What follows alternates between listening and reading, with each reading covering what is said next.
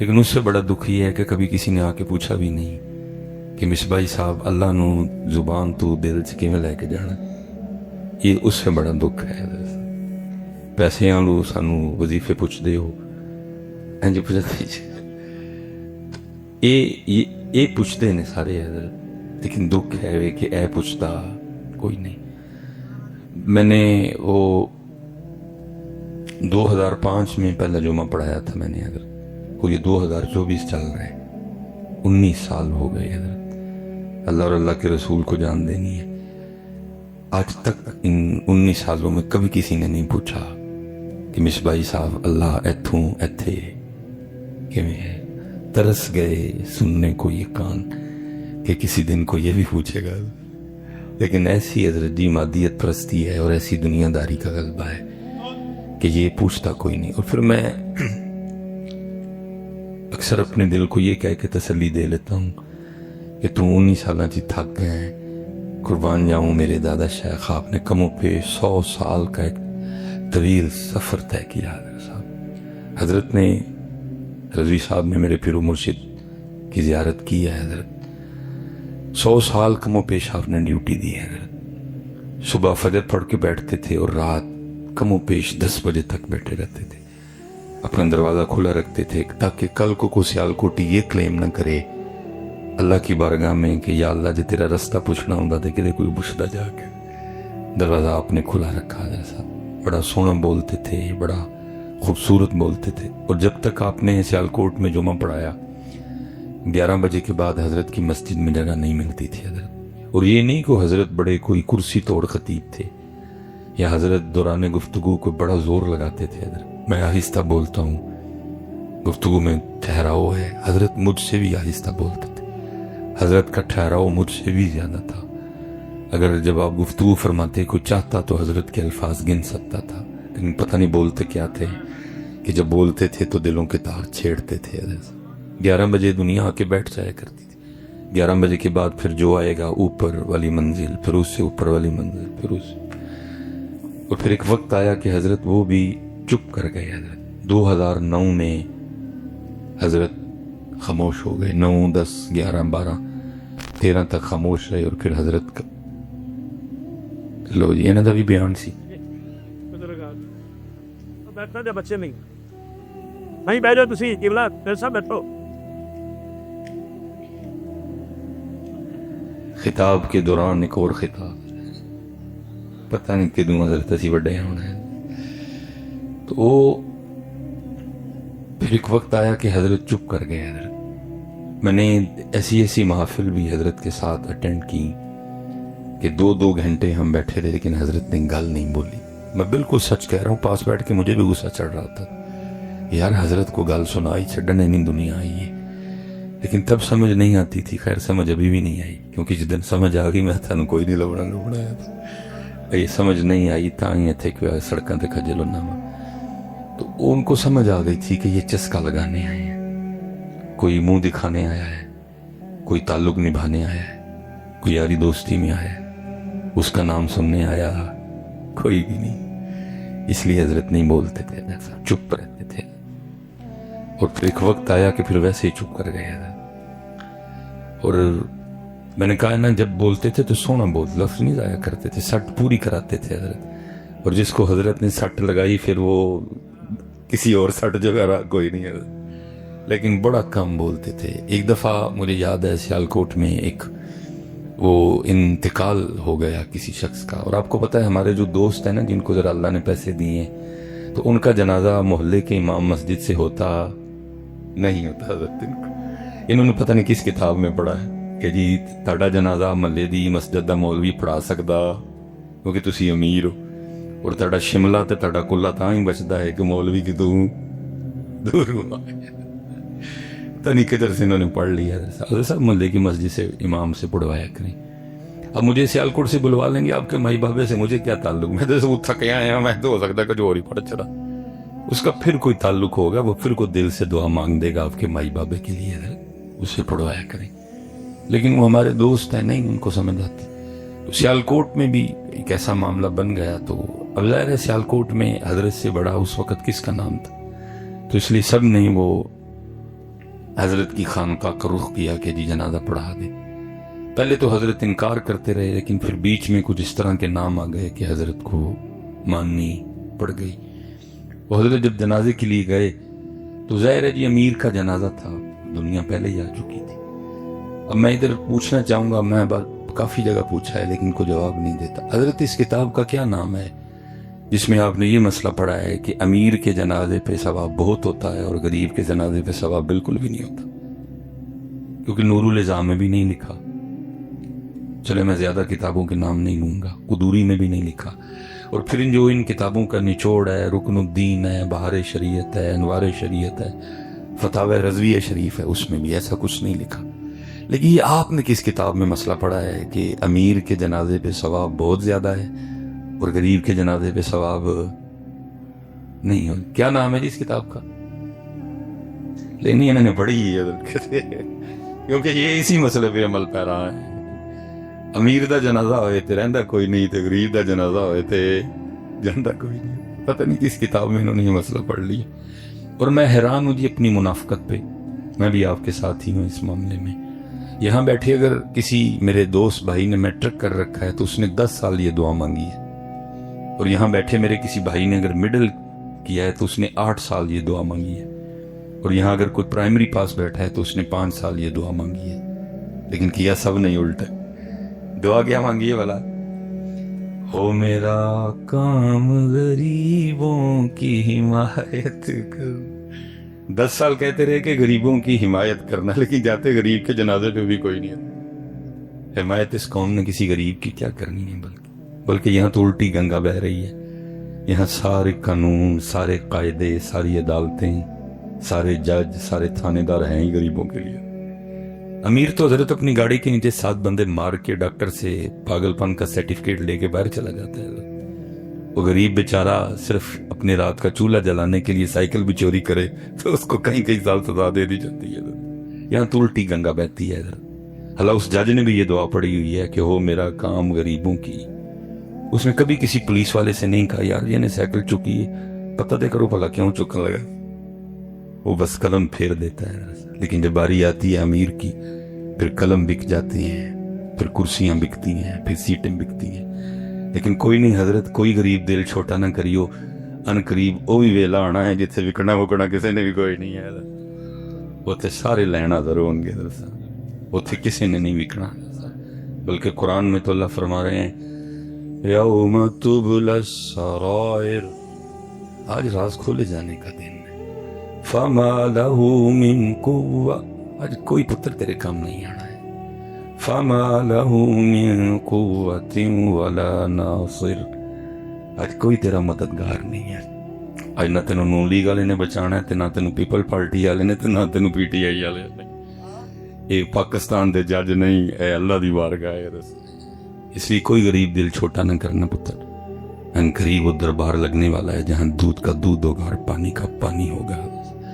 لیکن دکھ یہ ہے کہ حضرت پڑھتے کیا ہیں کہ ہو میرا کام غریبوں کی حمایت کرنا، درد مندوں سے، ضعیفوں سے محبت کرنا.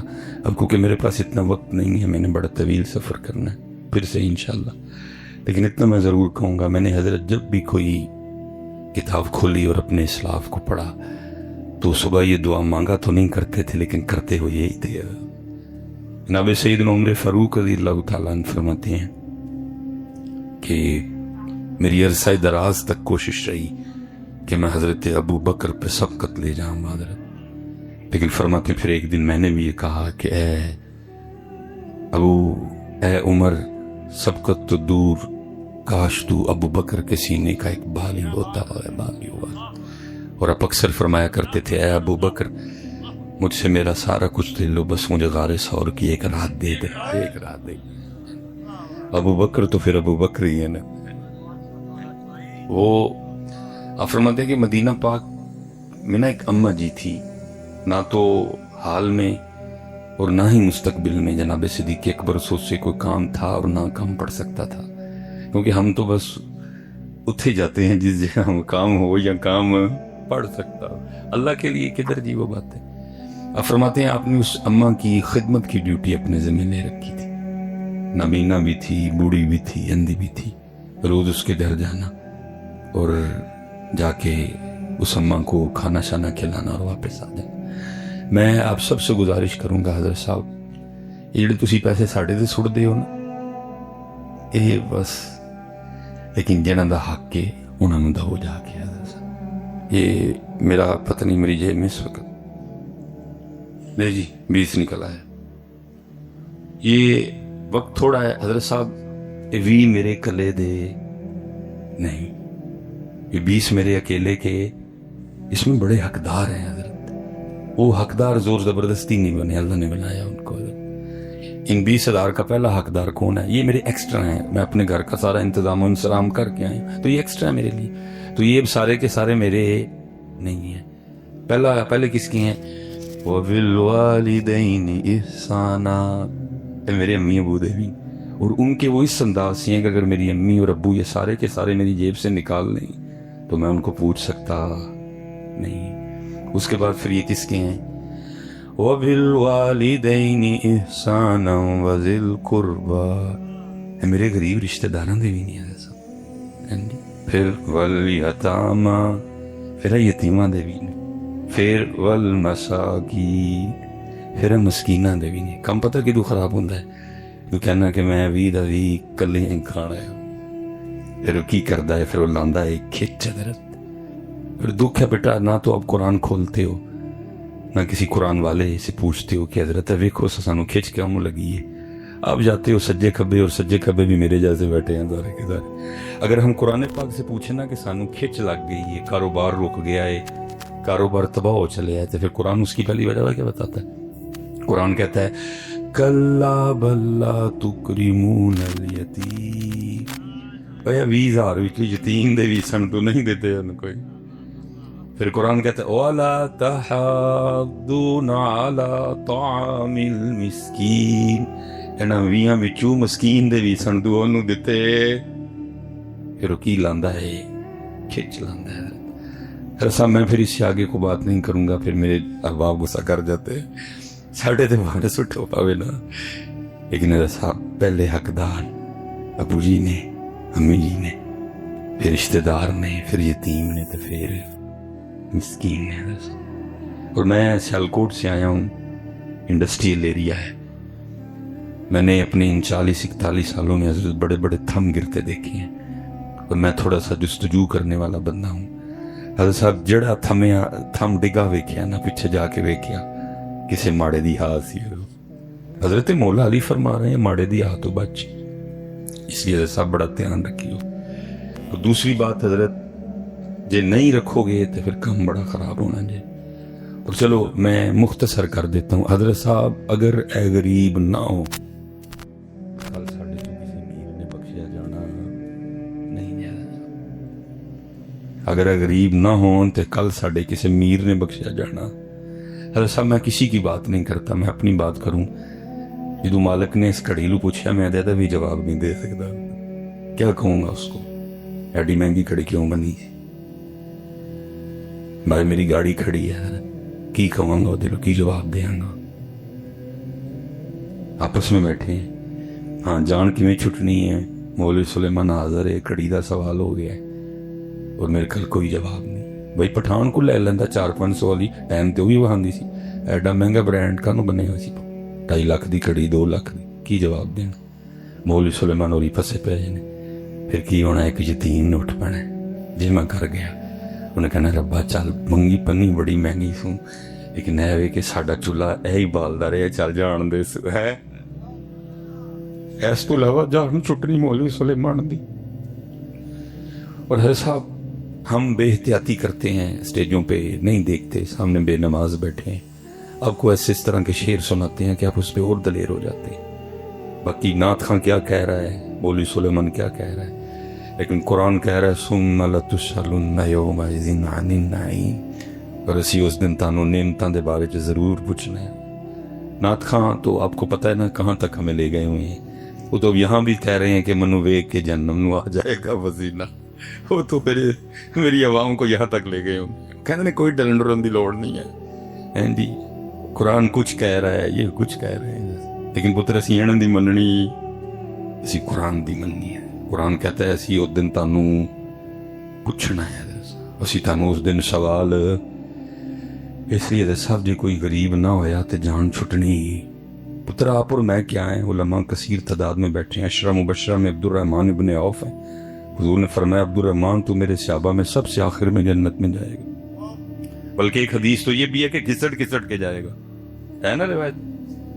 अब्दुर्रहमान इब्न औफ है, अशरा मुबशरा में से अमीर सहाबी हैं। तो सब ताड़ा मेरा की बनेगा, इसलिए कोशिश करियो कोई कर रखियो लाजमी जिदा बगैर कैमरे तू और बगैर तशहीर तू चुल्ला बाली हो, शायद सानू कल माफी लग जाए।